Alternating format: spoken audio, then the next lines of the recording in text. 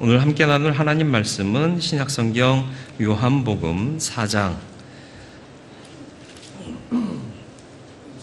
43절로 54절까지의 말씀입니다. 신약성경 149면입니다. 요한복음 4장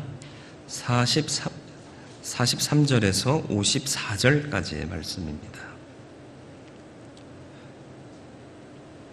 말씀 봉독해 드리겠습니다. 이틀이 지남에 예수께서 거기를 떠나 갈릴리로 가시며 친히 증언하시기를 선지자가 고향에서는 높임을 받지 못한다 하시고 갈릴리에 이르시매 갈릴리인들이 그를 영접하니 이는 자기들도 명절에 갔다가 예수께서 명절 중 예루살렘에서 하신 모든 일을 보았음이더라.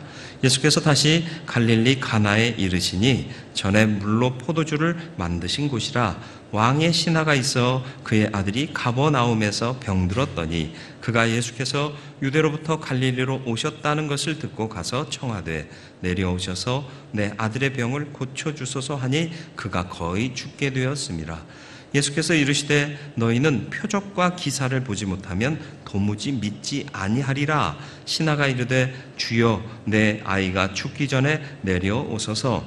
예수께서 이르시되 가라 내 아들이 살아있다 하시니 그 사람이 예수께서 하신 말씀을 믿고 가더니 내려가는 길에서 그 종들이 오다가 만나서 아이가 살아있다 하거늘 그 낫기 시작한 때를 물은즉 어제 7시에 열기가 떨어졌나이다 하는지라.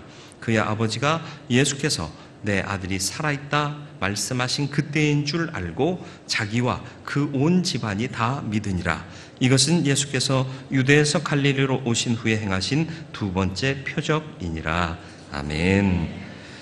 오늘도 말씀 앞에 섰습니다. 주님, 들을 귀를 열으시고 마음문을 열어주시고 영을 열어주사 주의 음성 듣고 또 주의 뜻을 받게 하여 주시고 주신 말씀 가운데 주의 뜻을 새겨 우리의 마음판에 새기게 하시고 또 잘 박힌 목과 같아 흔들림 없는 믿음의 길을 걷도록 주님 주장하여 주옵소서. 성령께서 지혜의 영으로 역사하시기를 예수님의 이름으로 기도드리옵나이다. 아멘. 사마리아인들이 예수님의 말씀만 듣고도 예수를 믿습니다. 놀라운 일이죠. 많은 사람들이 표적과 기사를 구하는데 그들은 오히려 유대인들보다 더 나은 믿음이 아니었는가 생각이 돼요. 여자의 말을 듣고 마을 사람들이 몰려오고요. 주님 말씀 듣고는 그대로 믿습니다. 그리고 이틀을 더 유하시기를 청하면서 더 말씀을 들어요. 말씀을 사모해서 그대로 믿는 거죠. 이 믿음 대단합니다. 그래서 어쨌든 이틀을 유하시고 목적지인 갈릴리를 향해서 가시는데요. 가시던 중간에 갑자기 선지자가 고향에서 높임을 받는 일이 없다 말씀하십니다. 왜 그러셨을까요? 갑자기 난데없이 왜 이 말씀을 하셨을까요?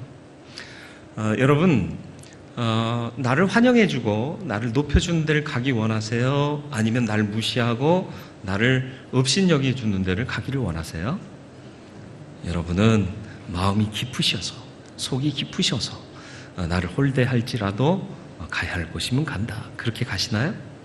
예전에 제가 이제 운동을 좋아하잖아요. 운동 배우러 동호회가 있잖아요. 가서 열심히 하는데 제가 이제 운동은 몸을 써야 되잖아요. 몸을 다 써야 돼요. 근데 이제 한 부분만 딱 써서 운동을 하니까 하도 답답했는지 앞에서 같은 편 하던 그 동호회 멤버가 제가 목 산 걸 빤히 아는데 대급박을 좀 쓰라고.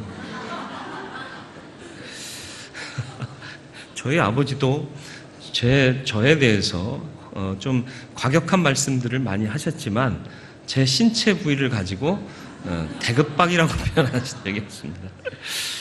제가 그 동호회를 계속 나갔을까요? 안 나갔을까요? 즐겁자고 가는 데인데 내 머리님을 대급박이라고 그러는데 어떻게 거기를 가겠어요? 안 갔죠. 네.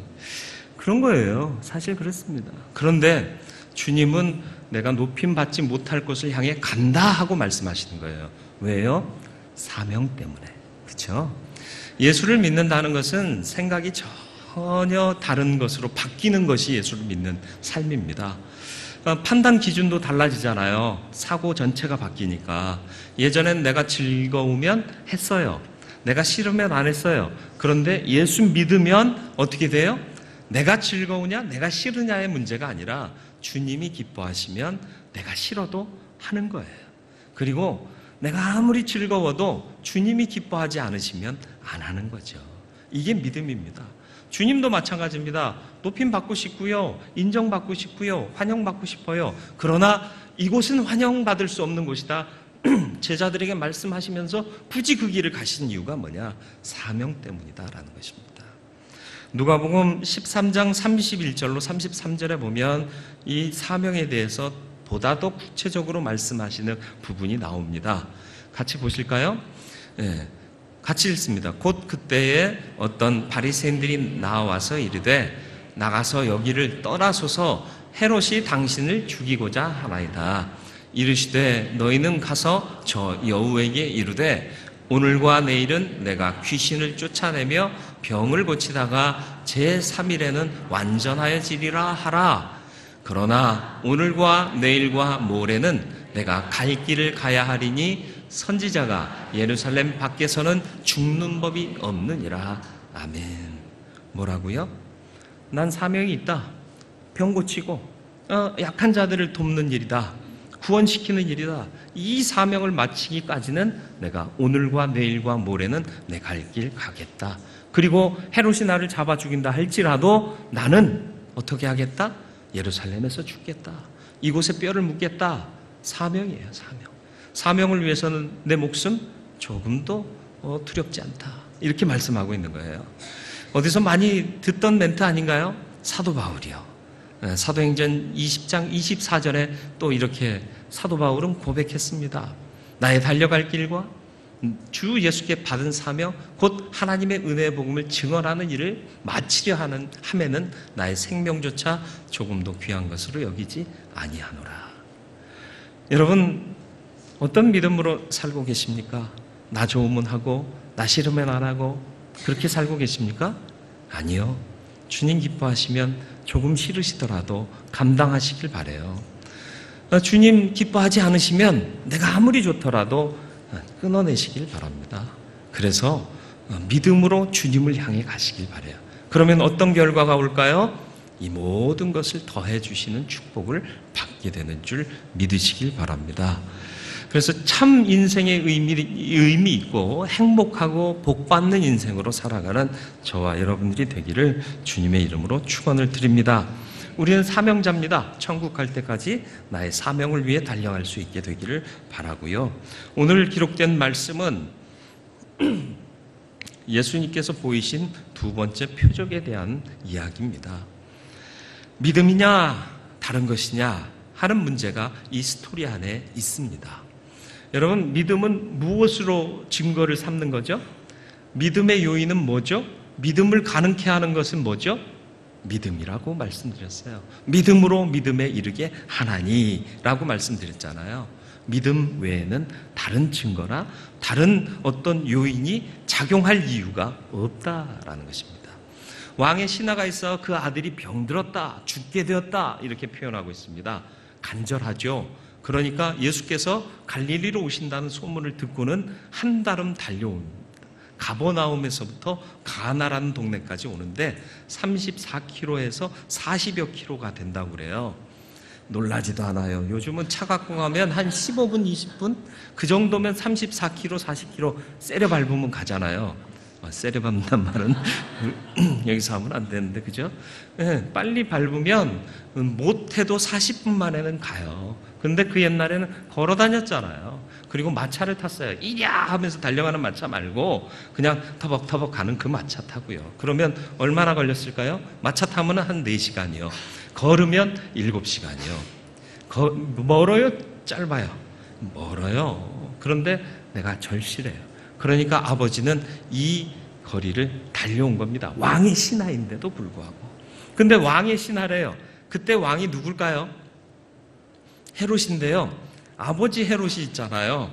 예수 당시에 동방박사의 얘기를 듣고 영아 살해를 했던 그 헤롯이 죽고요. 그 다음에 세 아들이 유대 땅을 다스렸습니다. 그래서 나누어 다스렸는데 갈릴리 지역을 다스렸던 사람이 분봉왕 헤롯 안티파입니다. 안티파는 유명하죠. 뭐 때문에? 세례 요한을 참수한 사람이 바로 헤롯 안티파예요. 그러니까는 세례 요한이나 예수나 헤롯 안티파에게는 좋은 느낌이 아니죠. 그 아래에서 일을 하고 있는 왕의 신하인 겁니다. 그런데 이 사람이 예수께 달려와요. 내가 모시는 왕이 예수를 좋아해요?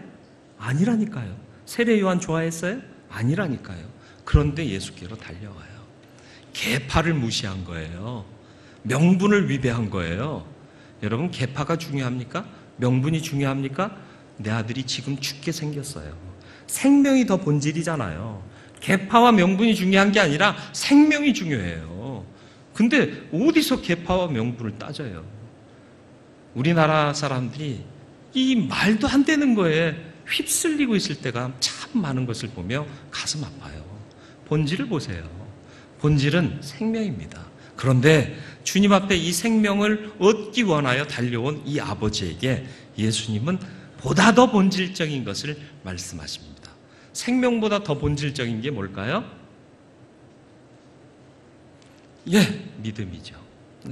그래서 제가 소제목으로 믿음이냐 다른 것이냐라고 붙인 것 아닙니까? 생명은 어디서 나와요? 하나님께로부터 나와요. 그 생명을 얻을 수 있는 방법이 뭐라고요? 믿음이에요. 믿으면 하나님께서 생명 주시는 겁니다. 그러니까 믿음이 본질인 거예요.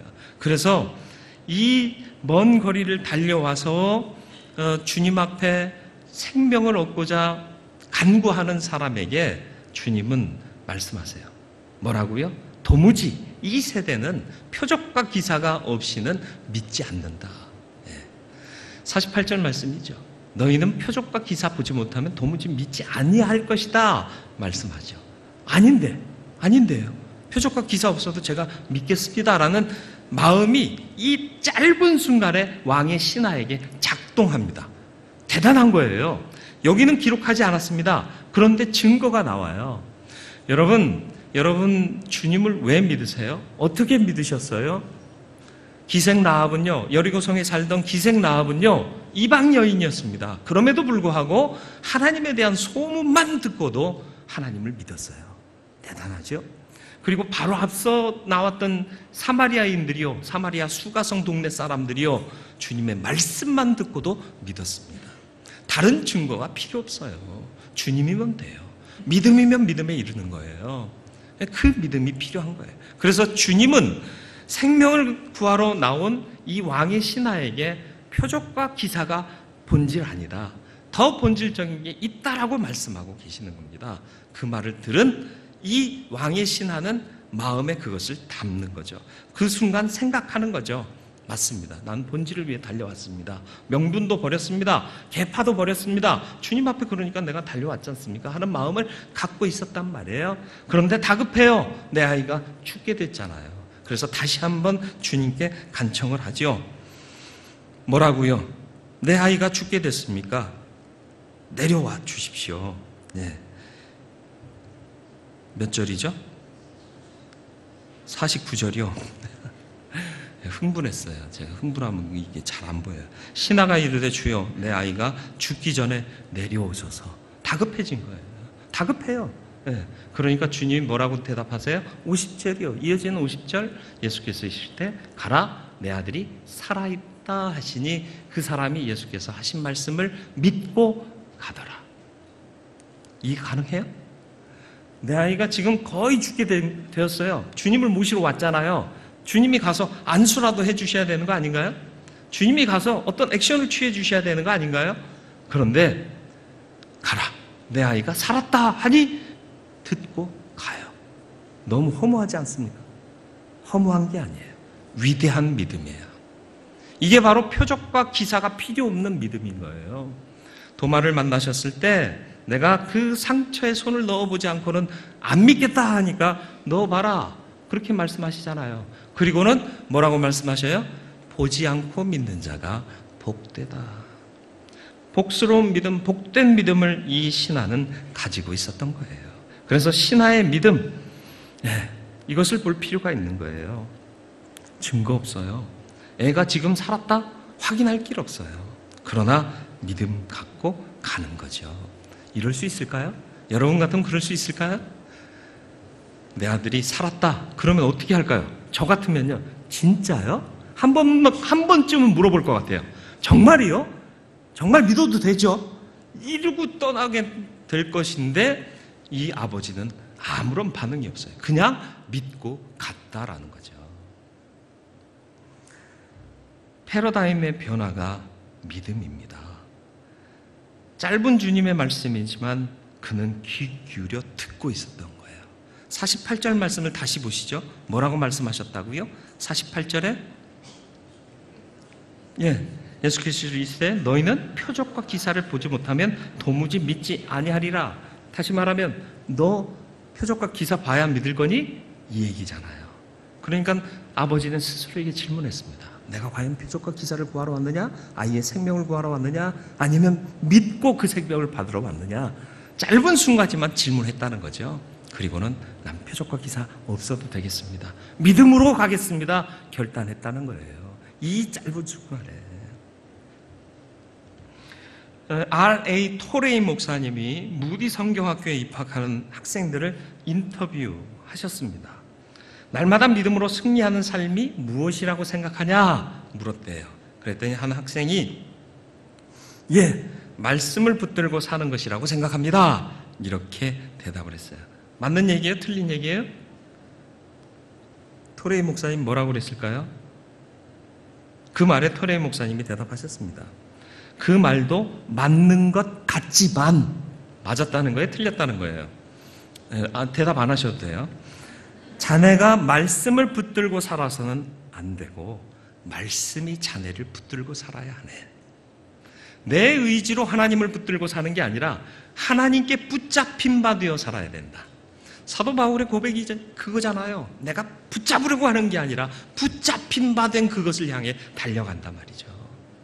하나님이 나를 붙드셔야 돼요. 말씀이 나를 붙잡아야 돼요. 말씀이 나를 주장하셔야 돼요. 내가 말씀을 붙잡고 사는 게 아니라 말씀이 나를 붙들어야 된다는 거예요.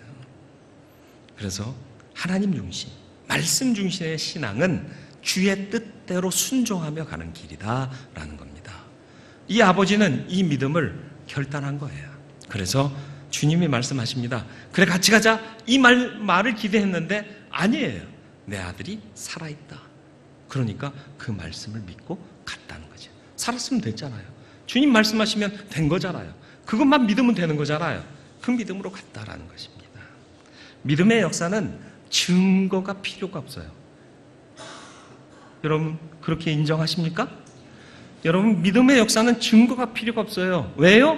내가 믿음으로 행하면 그 일이 바로 증거가 되는 거예요. 이스라엘 백성들이 출애굽해서요. 가나안에 들어가기 전에 요단을 건넙니다. 요단강 건널 때가 언제라고요? 추수할 때가 가까워서 요단강의 물이 제일 수위가 높을 때예요. 가장 깊었을 때예요. 그때 건너래요. 근데 제사장들이 언약궤를 메고 발을 내딛었습니다. 물이 멈췄을까요? 물이 멈춘 마른 땅을 그들이 밟았나요? 아니요. 여전히 물이 흐르고 있는 급한 물살 속에 제사장들이 발을 담궜습니다. 그러니까 물이 멈춘 거예요. 하나님의 역사는 우리가 발을 내디딜 때 그때 일어나는 거예요. 아버지가 아이가 낳았음을 확인하고 떠나갔나요? 우리 같으면 확인하고 떠나가고 싶어 할 거예요. 그런데 아이의 아버지는 그냥 믿음으로 갑니다. 가다가 종들을 만나요. 아이가 낳았습니다. 살았습니다. 언제부터 호전됐느냐? 7시예요. 7시면 언제예요? 이스라엘 시간 계산법은 우리랑 다르잖아요. 6시가 정오 12시입니다. 그러니까 7시면 몇 시예요? 오후 1시. 별로 중요하지는 않습니다. 그런데 그 시간이 언제냐? 주님이 내 아이가 살았다라고 말씀하신 그때였다라는 거죠. 가능성은 없어 보입니다. 그러나 믿음이 가능성입니다. 믿고 발을 내디디면 하나님이 역사하십니다. 그리고 그 역사를 통해 그 결과가 나의 증거가 될 줄 믿으시길 바랍니다. 믿음은 확산되어야 합니다. 아버지가요, 놀라죠. 안 놀랄 수가 있습니까? 야, 신기하다. 주님 말씀하신 그 시간에 아이가 낳았다. 역시 주님이시다. 믿음이 더욱 굳건해지겠죠? 그 굳건한 믿음 가지고 어떻게 했을까요? 전했죠. 온 집안이 다 믿더라. 그의 아버지가 예수께서 내 아들이 살아있다 하신 말씀하신 그때인 줄 알고 자기와 그 온 집안이 다 믿으니라. 은혜 받으셨나요? 하나님이 여러분의 삶을 책임져 주시는 것을 경험하고 살고 계십니까? 온 집안이 다 믿으니라. 믿음이 확산되기를 바랍니다. 여러분을 통해서 여러분이 있는 그 공동체가 믿음의 공동체 되기를 바라고요. 여러분이 일하는 그 현장에 많은 주변 사람들이 여러분으로 말미암아 예수를 믿게 되는 역사가 있게 되기를 주님의 이름으로 축원을 드립니다. 믿음이 중요해요. 다른 것이 아닙니다. 다른 거 구하지 마시고요. 믿음으로 믿음에 이르게 하나니 믿으세요. 그리고 계파, 명분 중요하지 않습니다. 본질에 집중하시길 바라요. 생명이 중요해요. 그런데 믿음은 그 생명을 이끌어내는 도구입니다. 그러니까 우리의 본질은 믿음이란 사실을 잊지 마시길 바랍니다. 그리고 믿음은 패러다임의 변화입니다. 왕의 신하의 믿음을 보면서 증거 없어요. 아이가 낳았다는 증거 없어요. 예수님의 다른 액션도 없었어요. 그러나 믿음으로 발을 내디뎠을 때 역사가 이루어졌음을 우리는 보지 않습니까? 그것이 바로 믿음의 큰 증거가 된다는 사실을 잊지 마시고 이 눈에 아무 증거 아니 배워도 믿음만을 가지고서 늘 걸어가는 하나님의 사람들이 되시기를 주님의 이름으로 축원을 드립니다. 은혜 받으셨습니까? 하나님께서 부으시는 믿음의 축복을 받으셨습니까? 그러면 저와 여러분들의 믿음은 확산되어야 합니다. 증거자로 사시길 바라요. 증거하고 그 믿음을 확증하고 내 믿음 더욱 굳세지고 주변 사람들도 나로 인하여 믿음을 얻게 되고 그들도 함께 하나님의 역사를 경험하게 되는 놀라운 은혜의 역사가 우리로부터 시작되게 되기를 주님의 이름으로 축원을 드립니다. 같이 기도하겠습니다.